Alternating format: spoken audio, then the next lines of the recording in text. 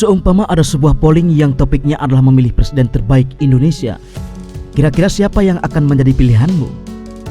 Bisa ditebak, kalau mayoritas pasti akan memilih Bung Karno. Alasannya tak lain karena sosok ini pernah berjasa begitu besar bagi bangsa. Tanpa dia, Indonesia mungkin akan terpuruk dan akan dipandang sebelah mata sampai hari ini. Memang hampir tidak satu pun sosok presiden Indonesia setelah Bung Karno yang bisa disejajarkan dengan putra sang fajar itu. Bahkan di zaman Soeharto yang katanya makmur, tentram dan sejahtera, namun belum bisa disetarakan dengan jasa Bung Karno.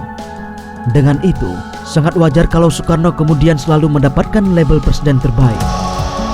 Sebenarnya, gelar tersebut tak hanya karena jasanya bagi Indonesia ketika masa perjuangan, akan tetapi kiprah setelah menjadi orang nomor satu. Iya, ada banyak hal-hal yang luar biasa yang dilakukan Bung Karno ketika itu. Beberapa di antaranya cukup hebat sampai-sampai tak sanggup ditiru oleh presiden-presiden penerusnya. Ini hal yang serius. Dalam beberapa hal mungkin cuma Bung Karno yang bisa melakukannya. Apa saja itu? Simak ulasannya sebagai berikut. Bung Karno membuat militer Indonesia ditakuti dunia. Militer Indonesia saat ini bisa dibilang cukup hebat. Bagaimana tidak, kita berada di peringkat 13 dari 126 negara. Tapi percaya atau tidak, dulu militer kita jauh lebih hebat lagi. Di masa Soekarno, Angkatan Perang Indonesia sangat ditakuti, bahkan oleh Amerika Serikat dan negara-negara barat lainnya. Dulu kita adalah sahabat baik Uni Soviet. Makanya, kemudian Indonesia disuplai dengan berbagai alutsista yang luar biasa. Termasuk KRI Irian yang dulunya adalah kapal perang kelas Wahid yang tak banyak dimiliki oleh negara lain. Tidak hanya alutsista, secara kualitas tentara Indonesia juga sangat hebat sekali. Di masa Bung Karno, beliau banyak menciptakan pasukan-pasukan elit. Bung Karno bersahabat baik dengan orang-orang hebat. Adalah hal yang lazim kalau seorang presiden berteman dengan orang-orang hebat. Akan tetapi, pertemanan itu biasanya adalah untuk hal-hal yang bersifat formalitas. Namun, Bung Karno dulu tidak seperti itu. Beliau berteman dengan orang-orang yang luar biasa dengan begitu dekat, bahkan seperti adik kakak. Ada banyak orang-orang hebat yang bersahabat baik dengan beliau. Beberapa di antaranya adalah Che Guevara, dan juga yang baru meninggal kemarin yakni Fidel Castro.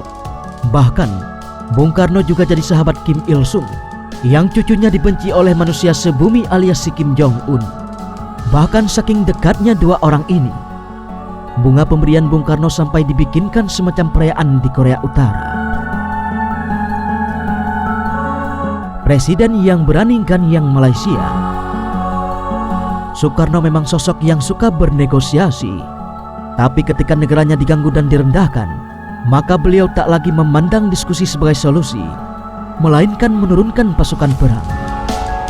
Seperti yang terjadi ketika beliau sangat tersinggung dengan Malaysia, yang sampai akhirnya menurunkan pasukan-pasukan terbaik Indonesia ke tanah negeri jiran. Dalam sejarah bangsa ini, mungkin hanya sekali itu Indonesia benar-benar menurunkan pasukan perang untuk melawan Malaysia. Setelahnya, kita selalu memilih damai dan damai ketika ada problem dengan si tetangga. Padahal, kasusnya lebih besar lagi, yakni klaim teritorial dan budaya. Sungguh, kalau Malaysia berani melakukan itu di masa Bung Karno, maka semua pasukan akan diturunkan untuk menghajar si cucunguk Malayan kalau kata beliau dalam sebuah pidato. Presiden Soekarno pernah bikin Amerika takluk. Seperti kisah yang mungkin kamu pernah dengar, Bung Karno ini adalah sosok yang sangat tidak disukai oleh Amerika. Manuver beliau dianggap sering bikin Amerika Serikat gregetan. Makanya, bolak-balik Amerika Serikat melalui CIA-nya pernah ingin membuat Bung Karno terjerembab. Mulai dari membuatkan sang proklamator video panas, sampai menyuruh seorang Ellen Pope untuk menyusup dan memprakarsai sejumlah gerakan pemberontakan di Indonesia. Untungnya, semua rencana busuk Amerika Serikat terhadap Bung Karno ini tidak berhasil. Bahkan Ellen sendiri berhasil ditangkap dan bikin Presiden Amerika Serikat kala itu seperti disobek mukanya. Amerika Serikat dipaksa secara psikologis mengakui kehebatan Indonesia. Kala itu, bangsa kita benar-benar di atas angin karena bisa membuat negara sebesar Amerika Serikat harus tunduk. Terlepas dari segala kontroversi yang melingkarinya, entah soal kesukaan Bung Karno kepada para wanita dan sebagainya, tapi harus diakui kalau presiden pertama kita itu sangat luar biasa.